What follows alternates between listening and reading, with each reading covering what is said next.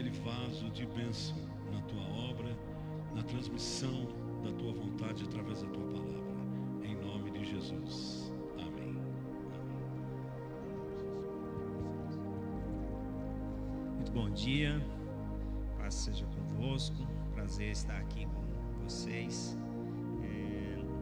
Estava pensando que eu, durante mais de 30 anos eu viajei, né? Teve final de semana, teve um ano que eu viajei 52 finais de semana. Então você imagina, né? 52 finais de semana longe de casa. E aí eu parei, né? Já não aguentava mais. Mas de vez em quando os amigos pedem, né? Então a gente vai, né? O pastor Ronaldo é um parceiro aí de muitos anos. Mas é um prazer estar aqui com vocês. Eu gosto também de ir na igreja domingo de manhã. A gente tem mais, sei lá, uma coisinha assim para colocar aqui na minha Bíblia, que essa Bíblia aqui ela não é meio rebelde. A Bíblia rebelde ela não para aqui assim. Talvez esse vidrinho aqui acho que vai ficar meio. Isso aqui já deu, resolveu. Muito obrigado. Então eu gosto de vir na igreja domingo de manhã, que é muito bom a gente cultuar ao Senhor. E estamos aí falando sobre Colossenses, né? Sobre a mensagem do apóstolo Paulo para a igreja de Colossos. Não sei se vocês já devem ter feito a liçãozinha de casa aí, mas o apóstolo Paulo nunca esteve na cidade de Colossos. Interessante isso, né? A cidade de Colossos ela fica, né? Praticamente não sobrou nada da cidade, mas 160 quilômetros da cidade de Éfeso. Então, uma distância de 160 quilômetros da cidade de Éfeso tinha, né? Tem uma região chamada do Vale do Lico, Rio Lico. Era uma região meio de planalto, assim, né? E aí nessa região tinha três cidades. A cidade de Colossos, a cidade de Laodiceia, lembra, né, da Laodiceia lá do Apocalipse, né? Então ficava ali perto ali, e também a cidade de Hierápolis, né? O nome é diferente, né? Colossos, Laodiceia e Hierápolis eram as três cidades ali do Vale do Rio Lico. E interessante que eram essas cidades. Tá bom, muito obrigado. Essas cidades elas estavam ali todas debaixo do Império Romano, e a partir da cidade de Éfeso foi onde Paulo ficou mais tempo. Foi 3 anos ele ficou na cidade de Éfeso, porque as outras partes, se você pegar as 3 viagens do apóstolo Paulo, elas duraram 5 anos e meio aproximadamente. E aí onde ele passou mais tempo foi na cidade de Éfeso. Interessante, né? E aí na cidade de Éfeso ele começou a igreja, e talvez os seus escritos mais importantes, né, na Bíblia foram a partir, né, para a igreja de Éfeso. Você vai ver o livro dos Efésios aí, né? Você vai ver os ensinamentos do apóstolo Paulo para a igreja. E depois, não sei se vocês lembram, né, mas também o apóstolo João foi pastor lá na cidade de Éfeso, né? Naquele período dos apóstolos, talvez o apóstolo João foi o que viveu mais de 100 anos aproximadamente. E ele foi pastor ali na cidade de Éfeso. Logo depois que Paulo saiu de Éfeso, João foi pastor ali naquela cidade durante um tempo. E a cidade de Colossos é interessante.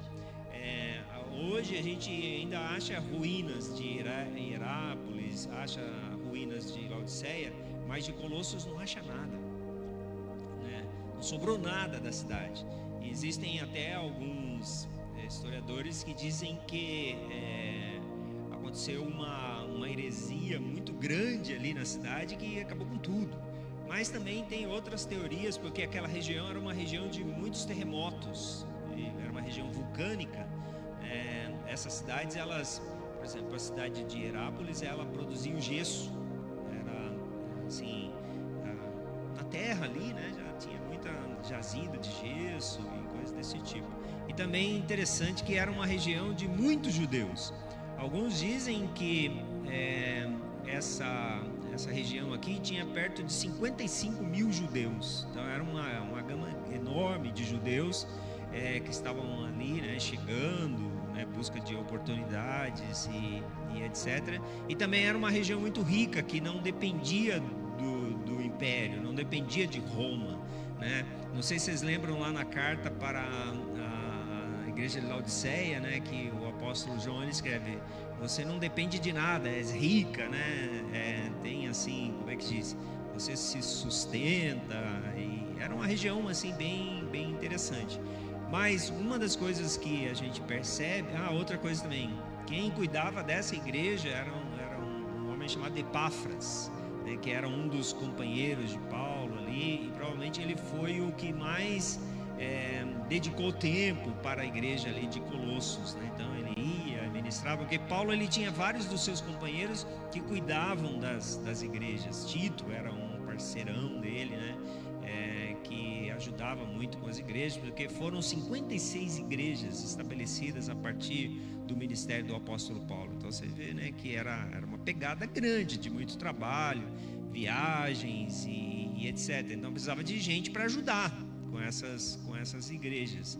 E o Epáfras era o responsável pela igreja de Colossos, e esses irmãos ali eram ministrados e assim, ajudados, né, de maneira pastoral pelos escritos do apóstolo Paulo e também pelas pessoas que eram enviadas ali para ajudar. E a nossa parte aqui é 3, né? Colossenses, não é Colossenses 3, né? Colossenses 3 de 1 a 4, né? Colossenses 3 de 1 a 4 é a nossa etapa. Aí depois tem vai até 4, versículo 18, né? Vai até Colossenses 4, versículo 18. Então a gente vai pegar uma parte dos temas, né, relacionados à igreja de Colossos e os ensinamentos e as orientações do apóstolo Paulo para a nossa vida. Esse livro foi escrito no ano 56 ou 57 depois de Cristo. Jesus morreu no ano 33, então fazia pouco tempo que Jesus tinha morrido, né? Algumas pessoas ainda lembravam de Jesus, né, que foi morto lá na cruz, né, perseguido e etc. Então vamos lá. Portanto, se vocês foram ressuscitados juntamente com Cristo, então a ideia aqui é o seguinte: todo o termo aqui ele está relacionado ao batismo. Então, porque o batismo é uma forma simbólica que nós temos de morrer com Cristo e ressuscitar com Cristo. Assim como Cristo morreu em 3 dias, né? 3 dias Jesus morreu e em 3 dias Jesus ressuscitou. Toda essa forma simbólica do batismo é de que nós morremos juntamente com Cristo e juntamente com Cristo nós ressuscitamos. Então quando ele começa dizendo assim: se vocês foram ressuscitados, como é que diz aqui? Se vocês foram ressuscitados juntamente com Cristo, então quer dizer, você morreu igual a Cristo no batismo, né? Então quando nós nos batizamos, o velho homem morre, né, como diz as Escrituras, e nasce uma nova pessoa para uma novidade de vida. Então você lembra quando você chegou até o Evangelho, né, a vida toda bagunçada e etc. E a partir do momento que você entrega a sua vida para Jesus, você passa a ser uma nova criatura. Lembra que Jesus fala para Nicodemos, né? Ô Nicodemos, importa nascer de novo, né? Então importa que você seja uma pessoa diferente. E é interessante também a gente olhar esse lado aí da morte de Cristo, né? Então a morte de Cristo tem três pontos que são fundamentais na morte de Cristo, tanto para mim quanto você. Quando Jesus morreu na cruz, o problema do pecado foi resolvido de uma vez por todas. Entendeu? Se você ler o livro de Hebreus, você vai ver no livro de Hebreus toda aquela...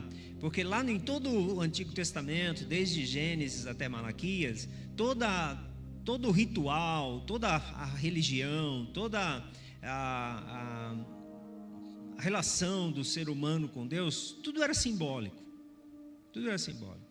Era o animal animal que era sacrificado, sangue derramado, queimava um pouco da carne, de outra parte ia para o sacerdote. Só para você ter ideia, no dia da expiação, que era uma vez por ano lá em Jerusalém, sacrificava-se perto de 30 mil ovelhas.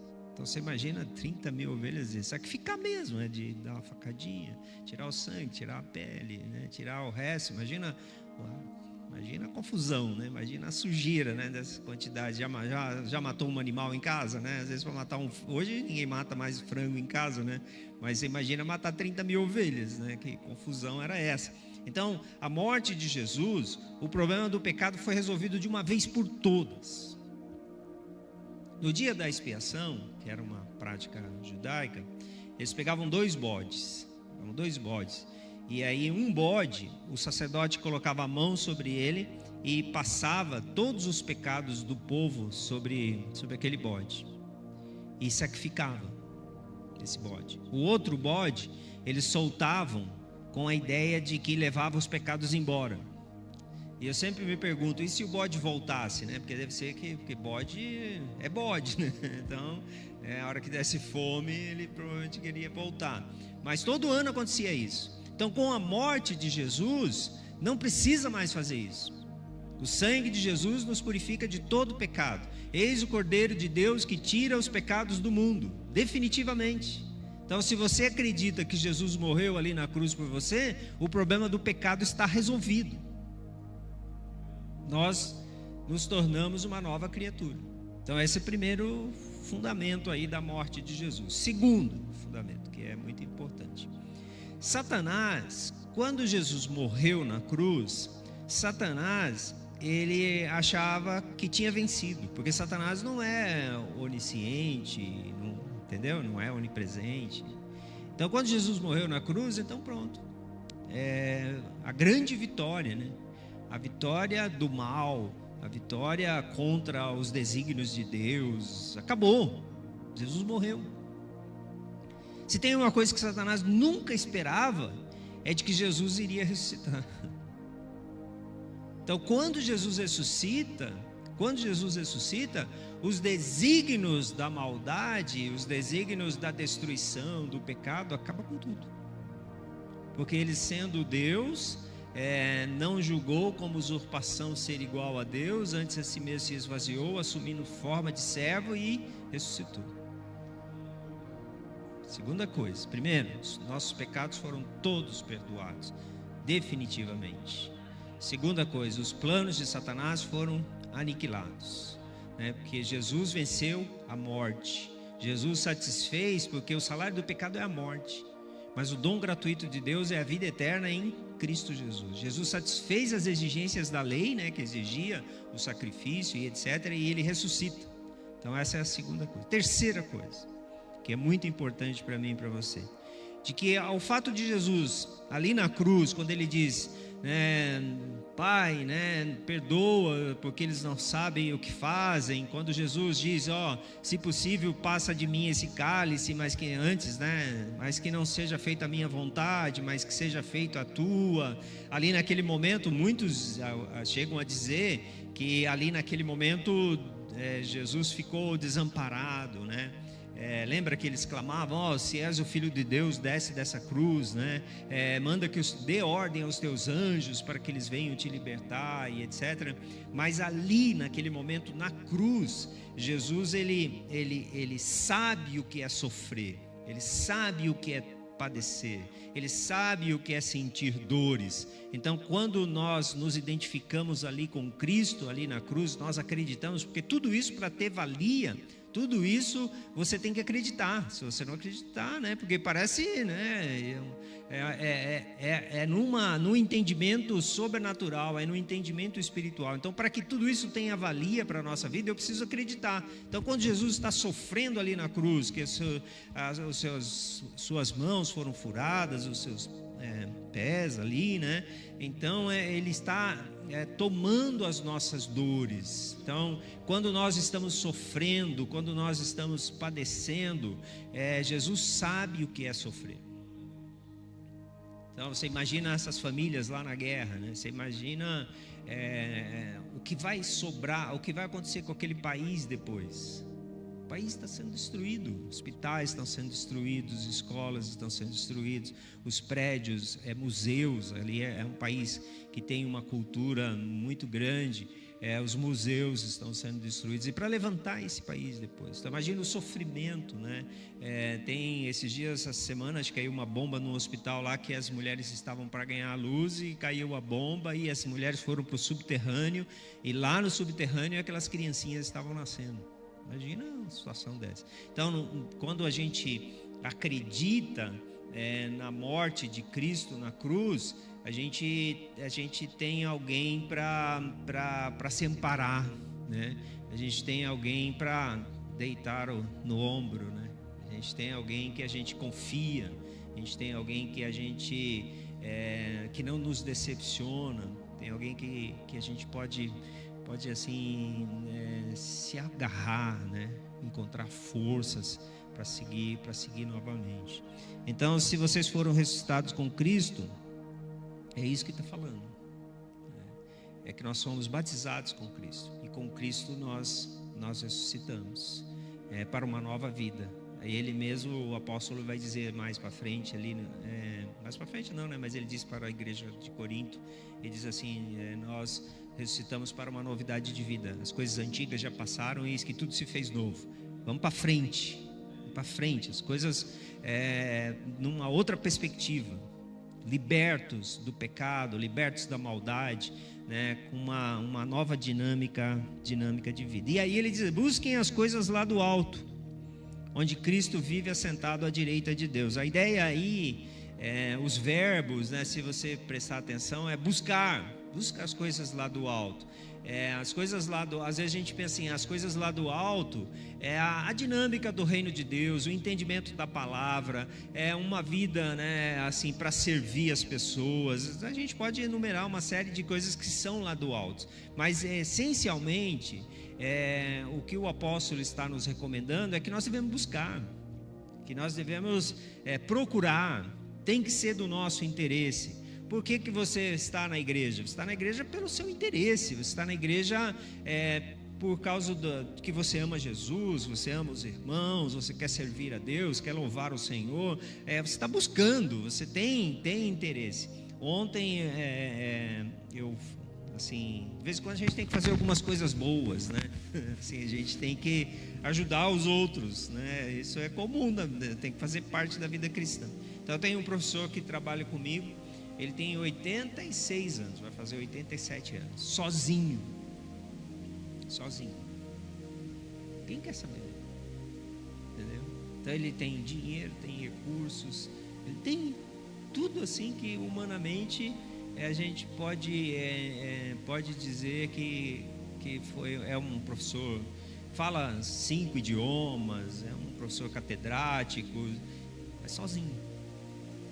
Aí foi eu mais um outro professor, fomos lá e levamos ele para almoçar, passamos uma boa parte do dia com ele, né?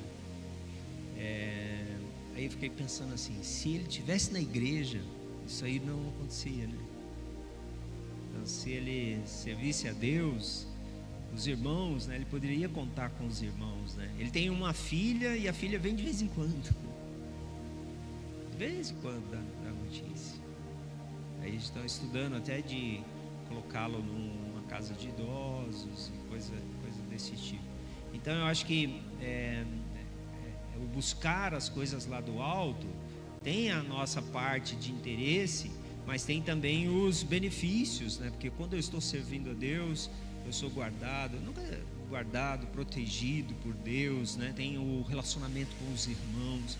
Gente, uma das coisas que pega na vida é a solidão, sabe? É você sozinho, você não tem ninguém com quem você contar, né? Você não tem ninguém com quem você pode abrir o seu coração, né? Pedir uma oração, buscar uma palavra amiga, uma palavra de incentivo. Então, buscar as coisas lá do alto, aonde Cristo vive assentado à direita de Deus. Se você prestar atenção aí no texto, diz assim: buscai as coisas lá do alto. E a outra coisa é aqui, pensem nas coisas lá do alto. buscar as coisas lá do alto e pensar nas coisas lá do alto. Quer dizer, o que você vai alimentar o seu... Você vai trocar o microfone? Tá falhando um pouco, né? Acho que a bateria está indo. Então é você buscar as coisas lá do alto, quer dizer, uma iniciativa sua, um interesse seu, e você pensar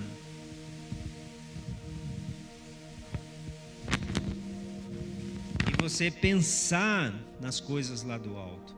É o que alimenta a sua mente. As notícias da pandemia, né? A pandemia vai baixando, né? E os canais de comunicação estão preocupados, né? Que a audiência está baixando também, né?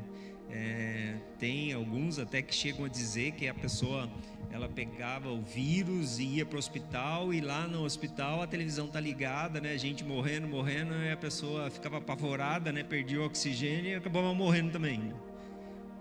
Então, o que você alimenta o seu coração. O profeta, né?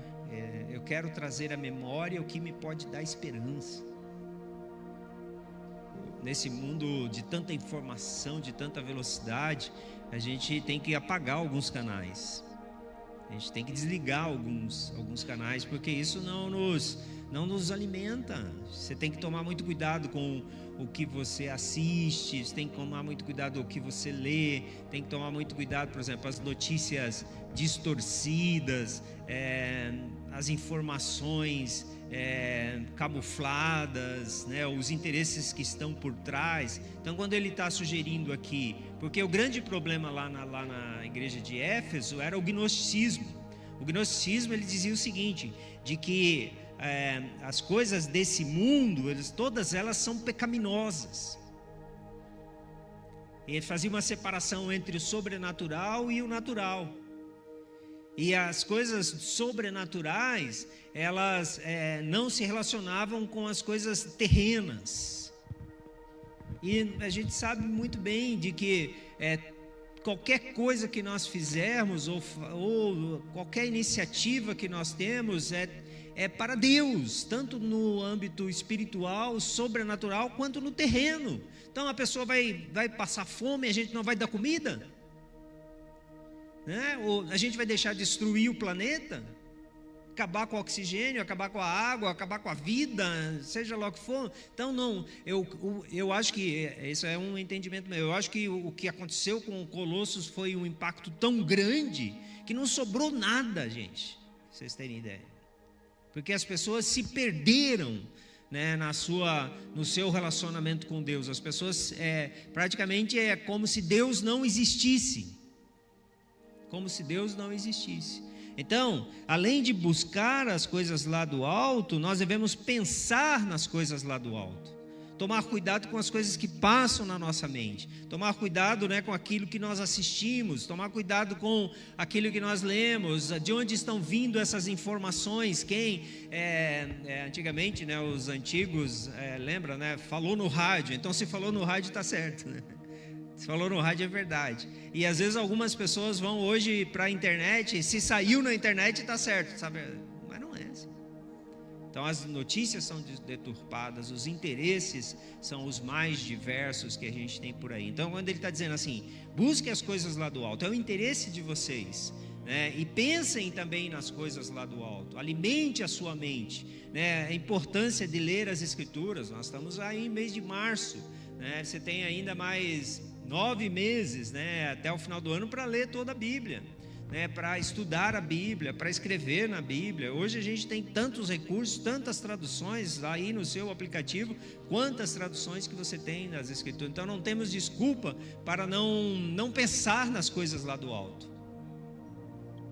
Eu gosto muito de rádio, mas tem às vezes certos assuntos, né? Você está no carro, assim, está ouvindo, tem certos assuntos que simplesmente desligo. Não vou desligar, não sou obrigado a ouvir isso, né? Por que eu tenho que ouvir isso? Entendeu? Certos comentários, certos posicionamentos, é só aperta o botãozinho ali e pronto, resolveu. Eu sou o senhor da minha mente, sou o senhor daquilo que eu penso. É eu que faço as minhas escolhas, não são as pessoas que vão pautar o meu modo de pensar. São as agências de comunicação, o rádio, a televisão, as revistas, os personagens e etc. Então, quem pauta os meus pensamentos sou eu mesmo. Então, pense nas coisas lá do alto e não nas que são aqui da terra, né? Porque vocês morreram. Ele traz à mente novamente o batismo. Quando você batizou, você morreu. Morreu para essa vida, você morreu para uma novidade de vida. Então Nicodemos pergunta para Jesus: então, Senhor, quer dizer que eu tenho que voltar lá na barriga da minha mãe, no ventre da minha mãe, e nascer de novo? Aí Jesus explica para ele: não, Nicodemos, você tem que nascer da água e do Espírito, né? Quer dizer, é um nascimento sobrenatural.